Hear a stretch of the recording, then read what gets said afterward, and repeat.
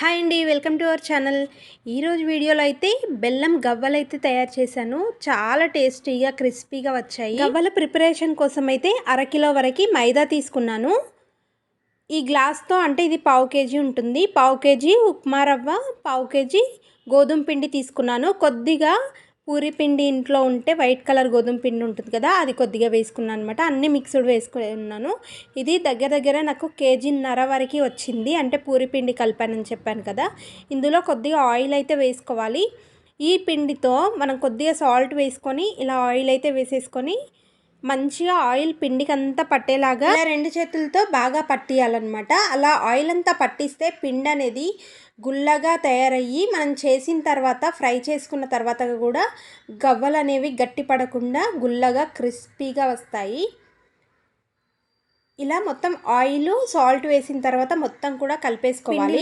Oil మొత్తం కలిసిపోయిన తర్వాతనే ఇలా కొద్దిగా వాటర్ అనేది వేసుకొని పిండి చాలా గట్టిగా అయితే కలుపుకోవాలి. పిండి గట్టిగా కలుపుకుంటే మనకు ఆయిల్ తక్కువగా పీల్చుకుంటుంది, గుల్లగా వస్తాయి గవ్వలు అయితే. మొత్తం కలిపేసుకొని ఇలా నేనైతే ఒక 1 అవర్ పాటు అయితే నానబెట్టాను.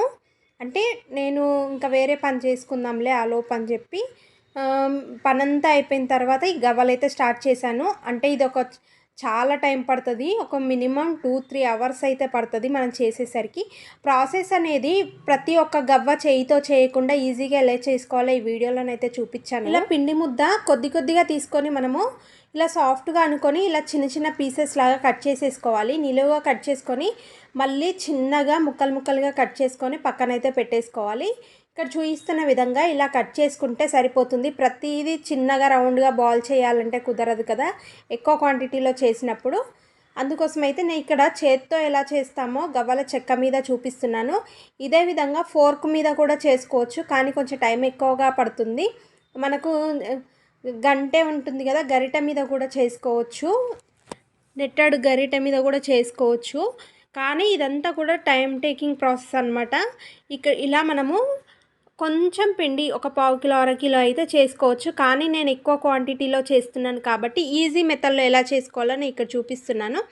ఈ గవ్వల చెక్క మీద ఇలా పిండి ముద్ద అనేది చిన్న బాల్ పీసెస్లా కట్ చేసుకున్నాం కదా, ఒక్కొక్కటి ఇలా పెట్టుకొని చేసేసుకోవచ్చు.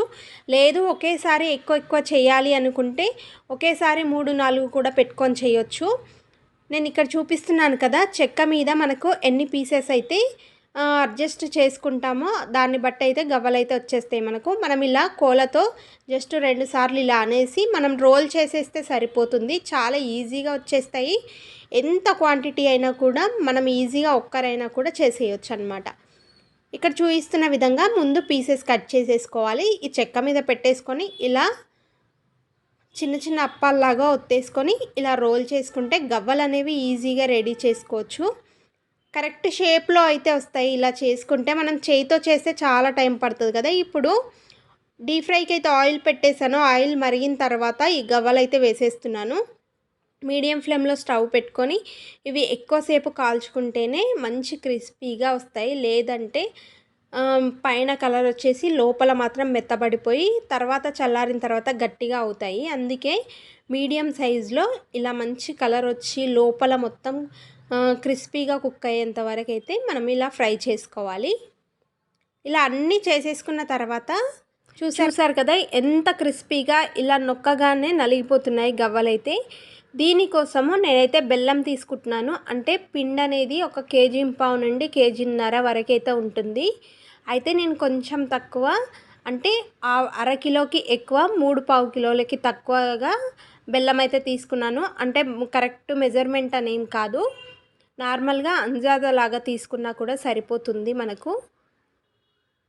ఇక్కడ బెల్లం పాకం అయితే చూపిస్తున్నాను కదా, మనం ఫింగర్కి ఇలా పట్టుకుంటే ఈ విధంగా ఉండాలన్నమాట. మరీ గట్టి పాకం కాకుండా మరీ లూజ్ పాకం కాకుండా ఇలా రెడీ చేసుకొని పెట్టుకున్న తర్వాత నేను వెడల్పుగా ఉన్న జబ్బలోకి ఇలా బేషన్లోకి అయితే ఫస్ట్ ఆయిల్ కానీ నెయ్యి కానీ అప్లై చేసుకుంటే మనకు ఈ గిన్నెకి మాత్రం ఎక్కువ పాకం పట్టుకోకుండా ఉంటుంది.